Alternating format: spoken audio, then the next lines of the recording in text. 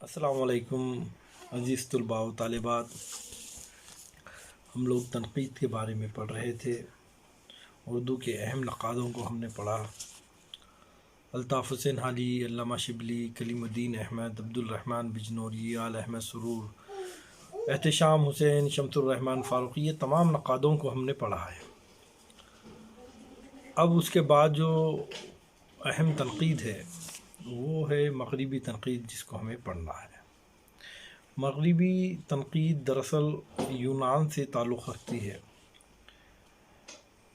شعر و ادب اور موسیقی کے بارے میں جو کچھ کہا گیا ہے اسے تنقید کا قدیم ترین نمونہ قرار دیا جا سکتا ہے. اولین ادبی تنقید کے جو نمونے ہیں وہ ادیبوں اور شاعروں کی تخلیقات میں نظر آتے ہیں ہمیں. ٹھیک ہے. حضرت عیسیٰ علیہ السلام سے قریب 5000 برس پہلے ایک یونانی شاعر گزرا ہے جس کا نام ہومر ہے. اس کی نظموں میں جو شعر و ادب اور موسیقی ہے اس کے بارے میں جو کچھ بھی کہا گیا ہے اسے تنقید کا نمونہ قرار دیا گیا ہے. ہومر کہتا کہ شعر و نغمے میں صداقت ہونی چاہیے. اس کی رائے میں شعر و نغمے کا اصل مقصد سننے والے کو مسرت پہنچانا ہے. شاعری کو الہامی قرار دیتا. الہام سے مراد وہ علم جو انسان کے ذہن میں اور دل میں براہ راست قدرت کی طرف سے آتا ہے اس کو الہام کہتے ہیں. الہام ہونا کسی چیز کا. تو ہومر شاعری کو جو ہے الہامی علم سے تعبیر دیتا ہے. مطلب یہ کہ شاعر خود شعر نہیں کہتا بلکہ ایک اندیکھی قوت اس سے یہ کام کراتی ہے. اس لیے ہومر کے زمانے میں جو ہے شاعری کو مقدس مانا جاتا تھا، خیال کیا جاتا تھا. ٹھیک ہے. اس کے بعد اردو تنقید میں مغربی تنقید میں ہمیں جو اہم نام ملتا ہے وہ افلاطون کا ملتا ہے.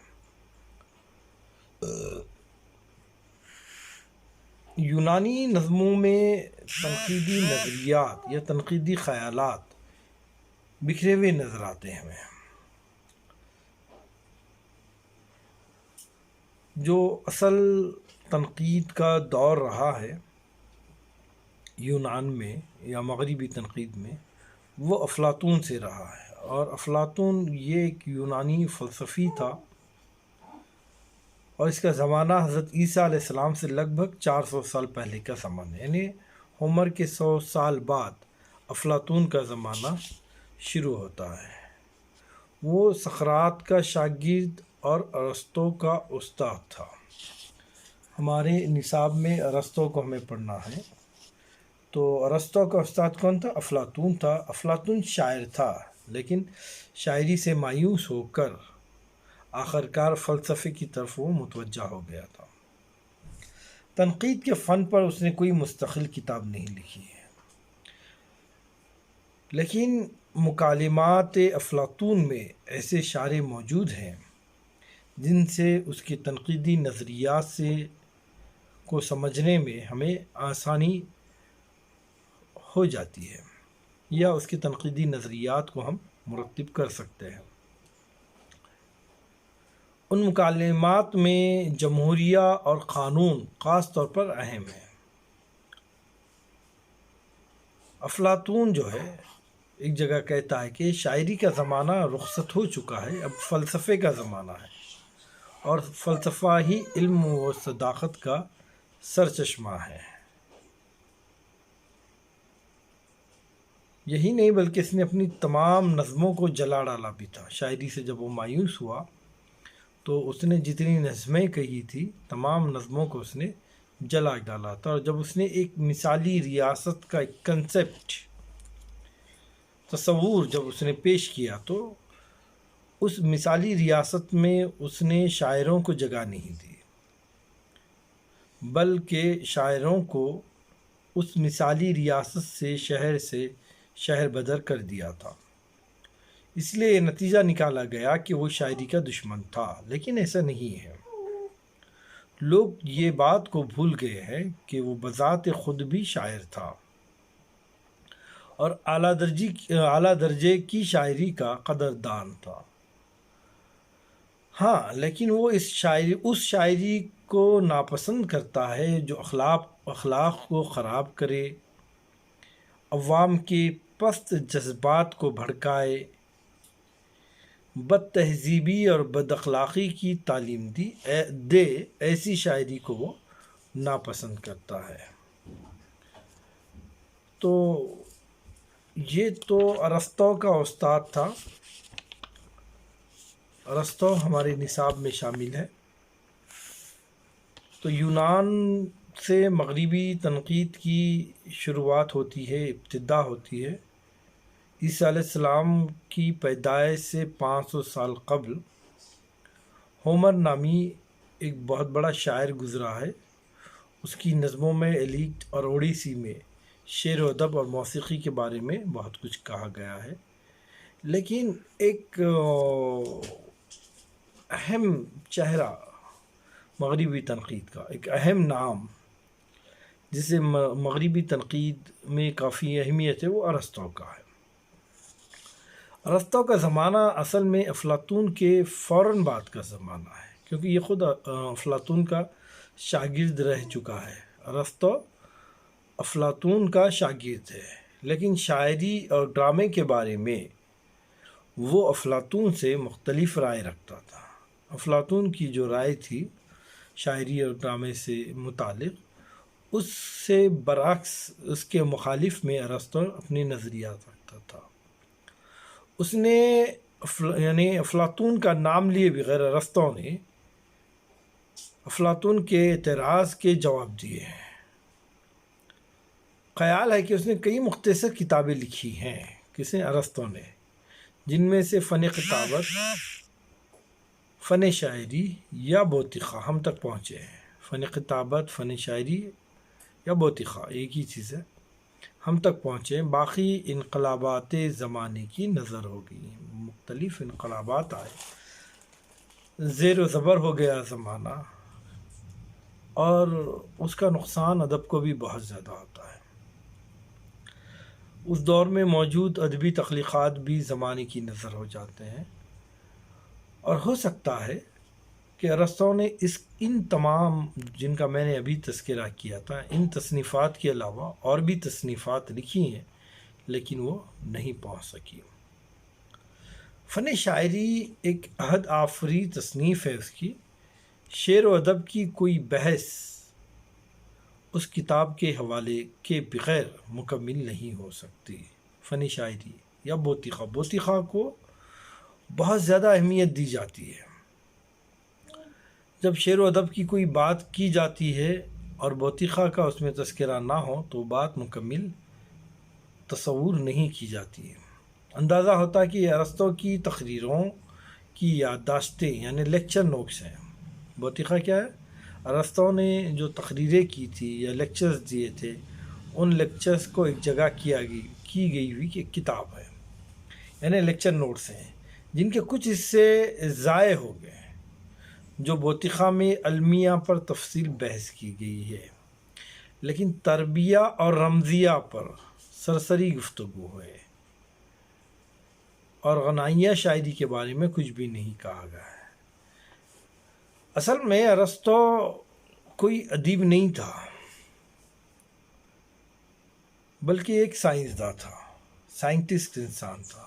سائنٹسٹ اور ادب یہ متضاد بات ہوگی، الگ الگ بات ہوگی، لیکن اس کو ادب سے دلچسپی تھی، اور اس کا طریقہ کار سائنٹیفک اور تجزیاتی ہے۔ جمیل جالبی ایک اردو کے بہت بڑے محقق گزرے ہیں۔ انہوں نے اپنی تصنیف ارسطو سے ایلیٹ تک میں لکھا ہے کہ اس کا ذہن، کس کا؟ ارسطو کا ذہن منطقی مزاج، سائنسی اور فکر موضوعی ہے۔ ارسطو سے پہلے شاعری کو اخلاق کی تعلیم کا ذریعہ خیال کیا جاتا تھا، اور شاعری کی حیثیت معلم اخلاق کی تھی۔ حالانکہ ادب میں شاعری کا سب سے بڑا مقصد تو کیا ہوتا ہے؟ مسرت پہنچانا۔ ادب کا مقصد ہی مسرت پہنچانا ہے۔ اگر ادب کی حیثیت معلم اخلاق کی ہو جائے تو ادب کا مقصد فوت ہو جاتا ہے۔ لہذا ارسطو نے اس کے خلاف آواز اٹھائی، کسی نظریے کے معلم ادب یا شاعری کو معلم اخلاق کا درجہ دینا یا معلم اخلاق تصور کرنا یا اخلاق کو درست کرنے کا ذریعہ سمجھنا، اس کی مخالفت جو ہے ارسطو نے کی۔ اس نے اپنے استاد افلاطون کے برعکس شاعری کے جمالیاتی پہلو پر زور دیا اور اسے ذریعہ انبساط بتایا، یعنی مسرت حاصل کرنے کا ذریعہ بتایا ہے۔ یاد رکھیے، ارسطو بھلے ہی افلاطون کا شاگرد تھا، لیکن اس نے افلاطون کے نظریات کی مخالفت کی اور شاعری کے جمالیاتی پہلو پر زور دیا اور اسے جو ہے ذریعہ انبساط، خوشی، مسرت حاصل کرنے کا ذریعہ بتایا، لیکن ساتھ ہی یہ بھی کہا کہ اعلیٰ اور صحت مند ذہن کسی فن پارے سے پورا انبساط اسی صورت میں حاصل کر پاتے ہیں جب اخلاقی قدروں کو نظر انداز نہ کیا گیا ہو۔ یعنی اس طویل جملے کا مطلب یہ ہے کہ شاعری میں ایسی باتیں ہوں جو مخرب اخلاق نہ ہو، ایسی باتیں نہیں ہونا چاہیے۔ اخلاق والی باتیں ہونا، اخلاقی قدروں کو اس میں نظر انداز نہ کیا گیا ہو، ایسی باتیں ہونا ضروری ہے۔ اب یہاں جو ہے ہم اور ایک بات دیکھتے ہیں کہ افلاطون کے نزدیک درس اخلاق کو اولیت حاصل ہے۔ یعنی افلاطون نے جس بات کو ریجیکٹ کیا تھا، یعنی شاعری ایسی نہ ہو جس کے اندر مقرب اخلاق باتیں ہوں، پست خیالات اور جذبات کو بھڑکانے والی باتیں ہوں، ایسی شاعری کو انہوں نے مخالفت کی تھی اور درس اخلاق کو اولیت دی تھی، اور ارسطو کے خیال میں اس کی حیثیت ضمنی یا ثانوی ہے۔ ارسطو کے خیال میں یہ جو خیال ہے کیا درس اخلاق، وہ ضمنی اور ثانوی ہے۔ دراصل افلاطون کا زمانہ یونان کی تاریخ میں ابتری، انتشار پسندی اور جنگ و جدال کا زمانہ تھا۔ ایسے میں فنون لطیفہ کی طرف کوئی توجہ نہیں دیتا تھا۔ ارسطو کے زمانے میں یونان متحد و مستحکم ہو گیا تھا، ارسطو کے زمانے میں، جبکہ افلاطون میں بکھرا ہوا زمانہ تھا۔ اب ارسطو کے زمانے میں خوشیاں ہیں، امن و امان ہیں، اس لیے فنون لطیفہ کی طرف توجہ ہوئی اور شاعری سے افادیت کا مطالبہ کم ہوا ہے۔ شاعری پر افلاطون کا سب سے بڑا اعتراض یہ تھا کہ وہ نقل ہے۔ ارسطو اسے جھٹلاتا نہیں، تسلیم کرتا ہے، لیکن یہ نقالی اس کے نزدیک عیب نہیں، خوبی ہے، اور یہ انسانی فطرت میں داخل ہے۔ نقل کی خوبی وہ یہ بیان کرتا ہے کہ جس چیز کو ہم اصلیت میں دیکھنا گوارا نہ کریں گے، اس کی نقل خوشی سے دیکھ لیتے ہیں۔ ہم کہیں ظلم ہوتے دیکھیں تو شاید آنکھیں بند کر لیں، لیکن ڈرامے میں اس کی نقل کو ہم بخوشی دیکھ لیتے ہیں۔ ہم غربت کو پسند نہیں کرتے مگر اس کی تصویر دیکھ لیتے ہیں۔ نقل اصل سے جتنی قریب ہوگی اس سے اتنی ہی زیادہ مسرت حاصل ہوگی۔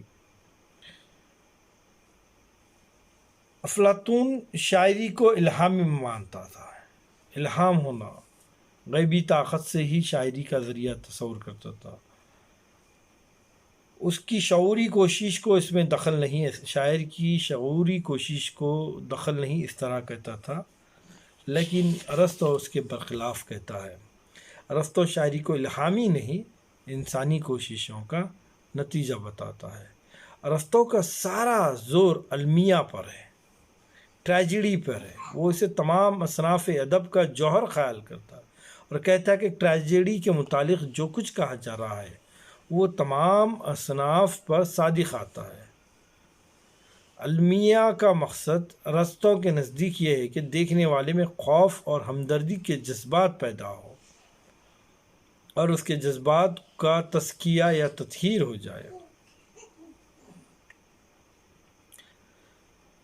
تو ارسطو جو ہے شاعری میں وزن کو ضروری نہیں سمجھتا تھا۔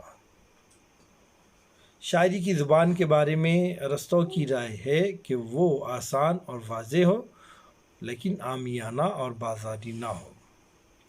اس میں غیر مانوس الفاظ کا استعمال نہ کیا گیا ہو، اور سب سے بڑھ کر یہ کہ استعارے کا سہارا لیا گیا ہو۔ ارسطو شاعری کے لیے جھوٹ اور مبالغے کو جائز خیال کرتا ہے، بشرطے کہ ان کا استعمال فنکارانہ ہو۔ اس طرح وہ ناممکن باتوں کے بیان کی بھی اجازت دیتا ہے، بشرطے کہ انہیں اس طرح پیش کیا جائے کہ وہ سچ نظر آئے۔ ارسطو کے نزدیک شاعری مسرت حاصل کرنے کا ذریعہ ہے، وزن کی کوئی ضرورت نہیں ہے۔ شاعری کی زبان اس کی رائے کے مطابق آسان اور واضح ہونا چاہیے، لیکن عامیانہ اور بازاری نہیں ہونا چاہیے۔ ارسطو شاعری کے لیے جھوٹ اور مبالغے کو بھی جائز خیال کرتا ہے، لیکن وہ چاہتا ہے کہ فنکارانہ انداز سے شاعری میں جھوٹ بات کو پیش کیا جائے، اس طرح پیش کیا جائے کہ وہ سچ نظر آنے لگے۔ تو یہ تھی ارسطو کے بارے میں۔ اب دوسرا ہے، دیکھیے، میتھیو آرنلڈ۔ انشاءاللہ ہم اس کو دوسرے لیکچر یا ویڈیو میں دیکھیں گے۔ آج کے لیے اتنا کافی ہے۔ اللہ حافظ۔